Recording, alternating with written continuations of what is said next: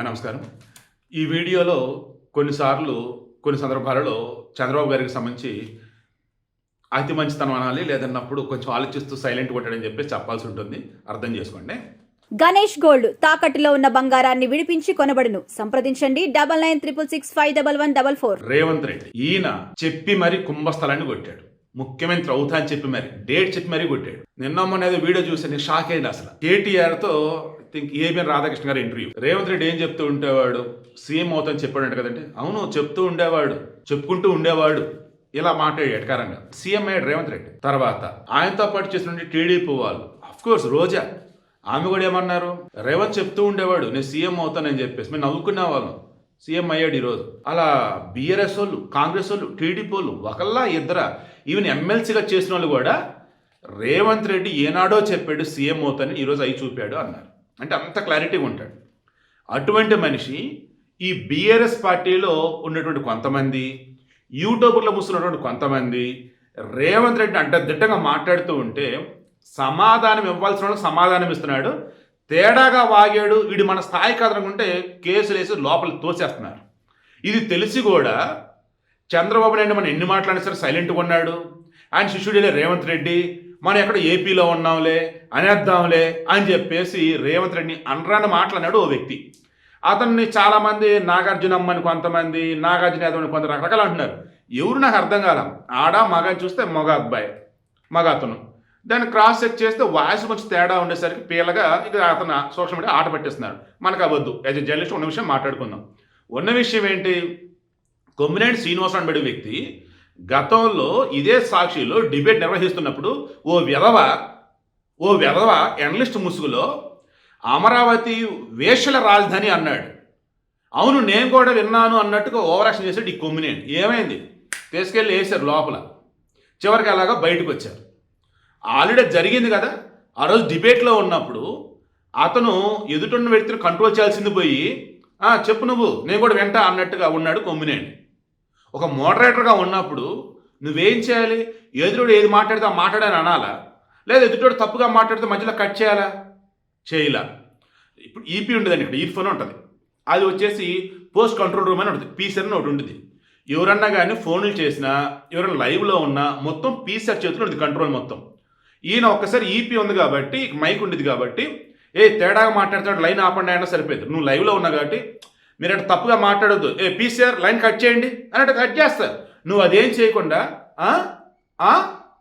అంటూ వాడు బూతులు మాట్లాడుతూ, తేడాగా మాట్లాడుతూ, వాడు వీడు అంటూ గొర్రెగా రేవంత్ రెడ్డిని మాట్లాడుతుంటే అదేంటి మీరు అంటుంది రేవంత్ రెడ్డినా, తప్పు అలా అనొద్దు. ఏంటి వాడు అనాల్సి మొత్తం అన్న తర్వాత తప్పు అలా అనవద్దు అంట. ఏంది అసలు అది?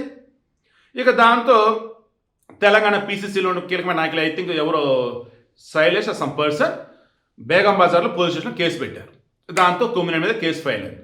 అందులో ఉన్నటువంటి వ్యక్తి నాగార్జున యాదవ్, నాగార్జున ఎవరో అతని మీద కేసు ఫైల్ అయింది. ఇప్పుడు ఏపీకి వెళ్ళి, తెలంగాణ పోలీసులు ఏపీకి వెళ్ళి లోకల్లో ఉన్న పోలీసులు నలపాడు గుంటూరు దగ్గర వాళ్ళకి చెప్పేసి ఈ నాగార్జున అనే వ్యక్తిని వాళ్ళ ఇంటి నుంచి తీసుకొని హైదరాబాద్కి ఆల్రెడీ వచ్చినట్టున్నారు. ఇప్పుడండి నేను చెక్ చేశాను, అసలు మొన్న యూట్యూబర్ నాగేశ్వరకు సంబంధించి ఆయన ఏదో తప్పు మాట్లాడితే దానికి పవన్ కళ్యాణ్ ఏదో సమాధానం చెప్తే దానికి ఇక్కడ నానా హడావుడి చేస్తూ పవన్ కళ్యాణ్ నానా మాటలంటూ ఎవరెవరో వచ్చారు యూట్యూబర్లు అంట, ఎవరెవరో వచ్చారు జర్నలిస్టులు అంట, ఎవరెవరో వచ్చారు ఫ్లోసర్లు అంట, ఎవరెవరో వచ్చారు యూనియన్ నాయకులు అంట, నానా హడావుడి చేశారు. అసలు ఏమన్నా ఉందంటే అది ఓన్లీ పవన్ కళ్యాణ్ పార్టీకి సంబంధించి ఈయన యూట్యూబర్ నాగేశ్వర సంబంధించి మాట్లాడే మాటలు, దానికే నానా హడావుడి చేశారు వీళ్ళంతా. మా తెలంగాణ బిడ్డనే అది ఇది అంటూ. ఈరోజు రేవంత్ రెడ్డి తెలంగాణ బిడ్డ కాదా? రేవంత్ రెడ్డి తెలంగాణ ముఖ్యమంత్రి కాదా? అటువంటి ముఖ్యమంత్రిని జొమాటో డెలివరీ బాయ్ కన్నా తక్కువ అంటూ, జీవోలు చదవడం రావంటూ నానా రకాలుగా ఘోరంగా దూషిస్తే నాగార్జున రెడ్డి ఒక వ్యక్తి, వైసీపీ వ్యక్తి, ఆ వైసీపీ పార్టీని ఒక్క మాట అని అన్నారండి వీళ్ళు. అండ్ అంతెందుకండి, సాక్షి ఛానల్ ఇక్కడే ఉంది కదా, పోనీ దాని ముందు నిరసన తెలియజేశారండి.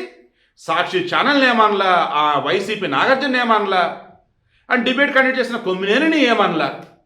జర్నలిస్టులు సైలెంట్గా ఉండి, యూట్యూబర్లు సైలెంట్గా ఉండి, మేధావులు సైలెంట్గా ఉండి మొత్తం ఈరోజు దొరికిపోయారు. ఏ రకంగా వీళ్ళంతా కూడా ఏపీలోనేమో వైసీపీకి ఫేవర్గా ఉండాలి, తెలంగాణలో బీఆర్ఎస్కి ఫేవర్గా ఉండాలి. ఎప్పటికప్పుడు రెండు ప్రాంతాల మధ్య చుచ్చు పెట్టే విధంగా విభజన రాజకీయాలు చేయాలి, విభేదాలు సృష్టించాలి, ప్రశాంతం నుండి తెలుగు వారి మధ్య చిచ్చు పెట్టాలి. ఇదే వీళ్ళ ఇది. బట్ మొత్తానికి తేల్చి అవతల పడేశాడు మన రేవంత్ రెడ్డి. ఏ రకంగా పట్టరాని ముందని ఏపీ పోలీసులు ఎక్కడికి వస్తూ ఉంటే ఏపీ పోలీసులు ఎక్కడికి ఎందుకు వస్తారు, మా వాళ్ళు ఎందుకు పట్టుకెళ్తారు, నానా హడావుడి చేశారు.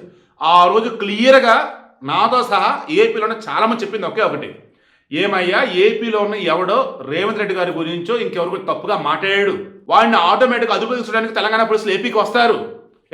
మీరు ఎందుకు వచ్చారు తెలంగాణ పోలీసులు, ఇది ఏపీ అని ఎవరైనా అంటారా? అనరు కదా. ఇది భారతదేశం. ఎక్కడైనా కానీ ఏ పోలీసులైనా కానీ రావచ్చు, తప్పు చేస్తే ఇది ఆధారాలను చూపించేసి వాళ్ళని తీసుకొని వెళ్ళవచ్చు. దెన్ ఈరోజు ఏపీలో సైలెంట్గా ఉన్నారు. అంత ఎందుకు, వాళ్ళకి తెలుసు కాబట్టి.